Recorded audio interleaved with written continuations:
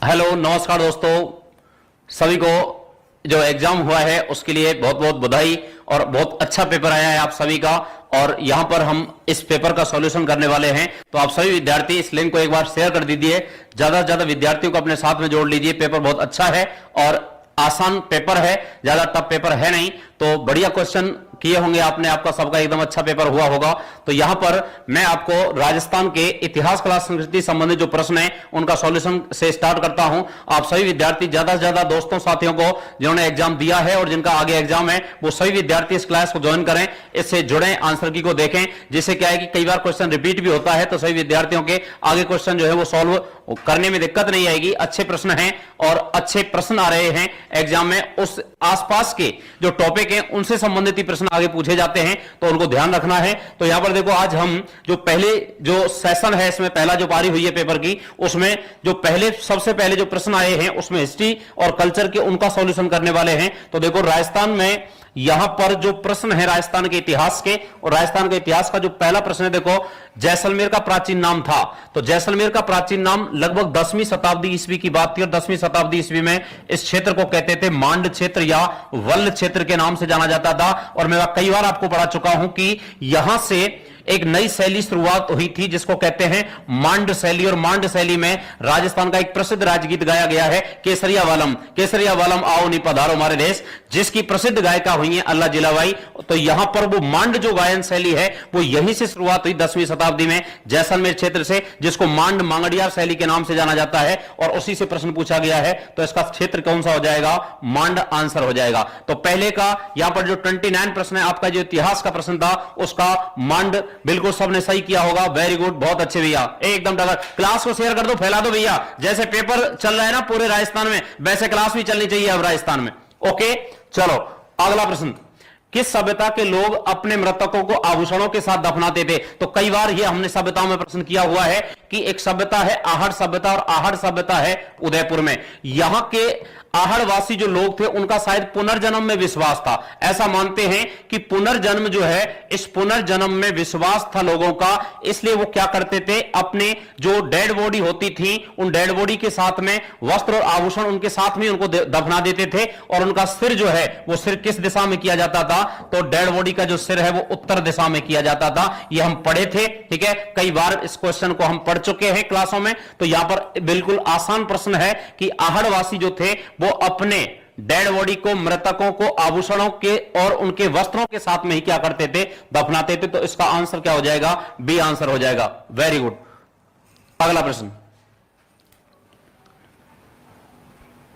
चलो, कर्पूर चंद कुलिस किस समाचार पत्र के संस्थापक थे? तो देखो, कर्पूर चंद कुलिस आप जानते हैं सब राजस्थान पत्र का, और प्रेजेंट में गुलाब कोठारी जी हैं, ठीक है, गुलाब कोठारी जी हैं। तो यहां पर कर्पूर चंद कुलिस जो हैं वो कर्पूर चंद कुलिस का समाचार पत्र कौन सा है? राजस्थान पत्रिका। राजस्थान पत्रिका के ये संस्थापक हैं और प्रेजेंट में इसके जो यहां पर संपादक हैं वो गुलाब कोठारी जी हैं।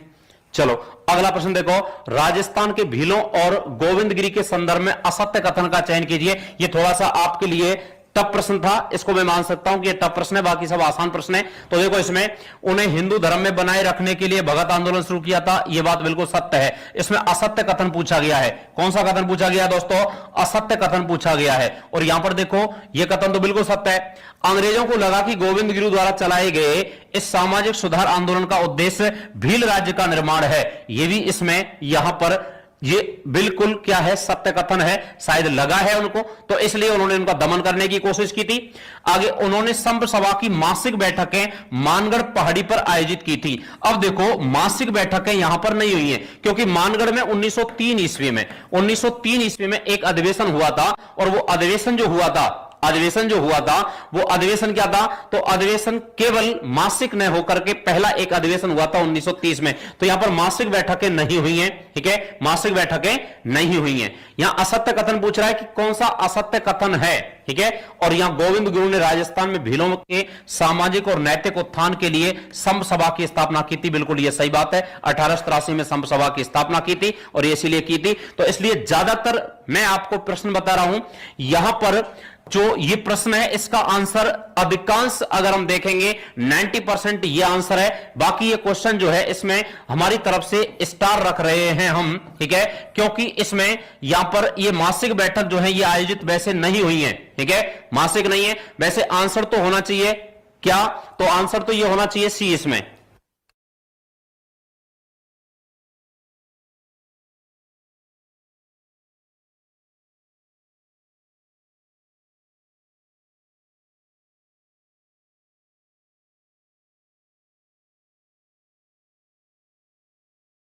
भाई तो इसका जो आंसर है वैसे हम स्टार मान रहे हैं इसमें, और ज्यादातर अब अगर आप करके आए सी तो ज्यादातर यहां पर सी होगा, ठीक है। कंफ्यूजन वाला क्वेश्चन है थोड़ा सा, क्योंकि इसमें दो हैं, इनमें दो में सस्पेंस है, बी में और इसमें, क्योंकि अंग्रेजों ने क्या पता सोचा है या नहीं सोचा है, सोचा या नहीं सोचा है, तो इस दो में सस्पेंस है, इसलिए इस क्वेश्चन को हम स्टार दे रहे हैं भैया, स्टार पे रख रहे हैं, ठीक है। अगला प्रश्न देखो, ये तो इतिहास के प्रश्न थे। अब बात करते हैं राजस्थान की कला संस्कृति के प्रश्नों के। तो राजस्थान की कल्चर से संबंधित जो प्रश्न आए हैं उसमें क्या है देखो, जैसा कि राजस्थान के प्राचीन ग्रंथों में उल्लेखित है कि राजस्थान का वह किला जहां युद्ध योजना रणनीति बनाने में निपुण सैनिक रहा करते थे, ठीक है। अब ऐसा वह किला कौन सा होता था, तो आपको पता है शुक्र नीति सार है, और शुक्र नीति सार जो है ये शुक्र नीति सार ग्रंथ है, और शुक्र नीति सार जो ग्रंथ है इसमें दुर्गों की 9 श्रेणी बताई गई हैं, और दुर्गों की जो 9 श्रेणी हैं उन 9 श्रेणियों में सर्वश्रेष्ठ श्रेणी कौन सी मानी गई है, तो सर्वश्रेष्ठ श्रेणी मानी गई है दोस्तों कौन सी, सैन्य दुर्ग। कौन सी मानी गई है, सैन्य दुर्ग। सैन्य दुर्ग किसको कहते हैं, वह दुर्ग जिसमें हमेशा चतुरंगणी सेना रहती हो। चतुरंगणी, और चतुरंगणी का मतलब होता है 4 अंगों वाली। सेना के 4 अंग होते थे, गज, रथ, अश्व और पैदल।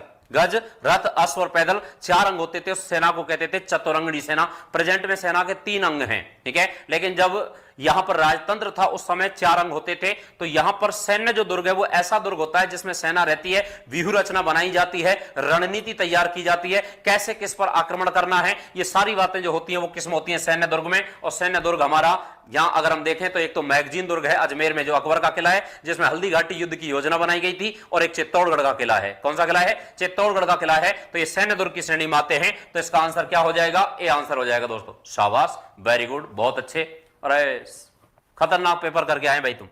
चलो अगला, राजस्थान में थेवा कला निम्न में से किस क्षेत्र से संबंधित है। थेवा कला जानते हैं ना, थेवा कला जो है ये थेवा कला यहां पर क्षेत्र पूछा है। और थेवा कला क्या होती है कि हरे रंग के बेल्जियम कांच पर सोने का जो सूक्ष्म चित्रांकन किया जाता है उसको क्या कहते हैं, थेवा कला कहते हैं। थेवा कला जो है इसके प्रसिद्ध कलाकार हुए हैं, जिसमें यहां पर महेशराज सोनी, और महेशराज सोनी को 2015 में इसके लिए कौन सा पद्मश्री सम्मान मिला है। और थेवा जो कला है वो थेवा कला कहां की है, तो प्रतापगढ़ की है। प्रतापगढ़ का सोनी परिवार है, नाथूजी सोनी इसके जनक हैं। नाथूजी सोनी के समय लगभग 500 वर्ष पहले ये शुरुआत हुई थी प्रतापगढ़ से। और प्रतापगढ़ का जो परिवार है, कौन सा परिवार, सोनी परिवार। ये सोनी जो परिवार है इसका संबंध है थेवा कला से, और ये हरे रंग के बेल्जियम कांच पर सोने का सूक्ष्म चित्रांकन किया जाता है। शाबाश, वेरी गुड।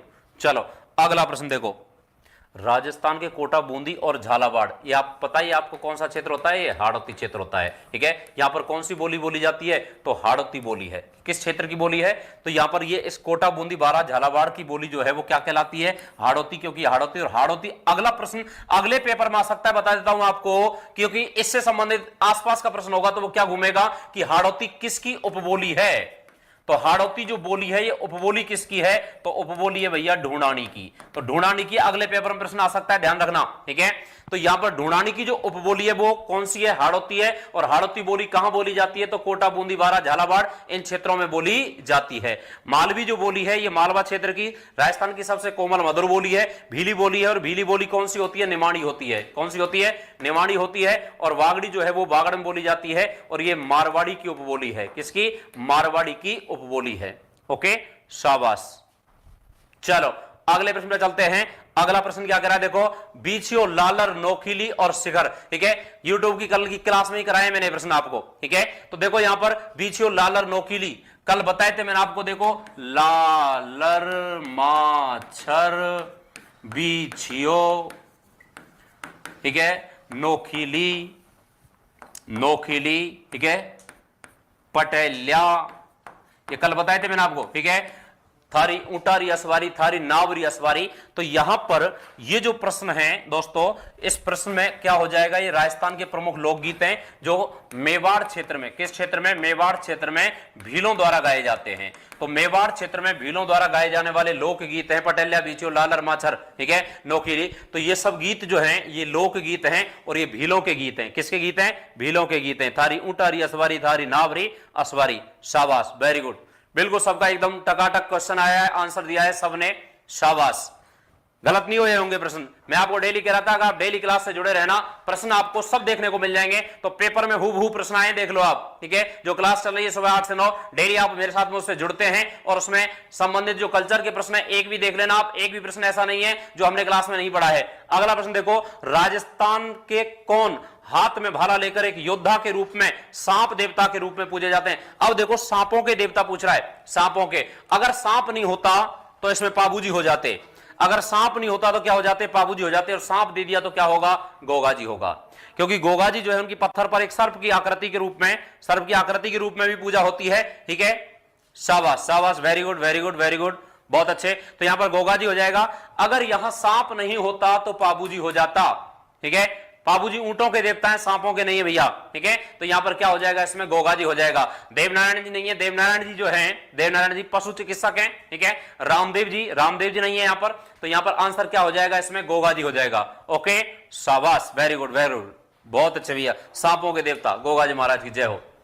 फड़ कलाकार श्रीलाल जोशी राजस्थान के किस संस्थान से संबंधित हैं, बताओ भैया। फड़ चित्रण, और फड़ चित्रण जो है वो फड़ चित्रण कहां का है, शाहपुरा का है। और शाहपुरा स्थान दिया नहीं है। शाहपुरा किस में आता है भैया, भीलवाड़ा में आता है। श्रीलाल जोशी हैं ये इसके जनक हैं, इनके द्वारा शुरुआत की गई है। और फड़ चित्ती पहली महिलाएं देश की वो है पार्वती जोशी, पार्वती जोशी। तो दोस्तों ये प्रश्न थे आपके किससे संबंधित, राजस्थान इतिहास और कला संस्कृति से संबंधित। आगे सर आपके साथ में सामने आ रहे हैं और सर आ रहे हैं आपको हिंदी के प्रश्न सॉल्व कराने के लिए। तो आप तैयार हो जाइए। और हिंदी बहुत अच्छी हिंदी आई है और हिंदी में हिंदी नहीं करानी है, ठीक है। अच्छा पेपर आया हिंदी का, शानदार आंसर मिलेंगे आपको।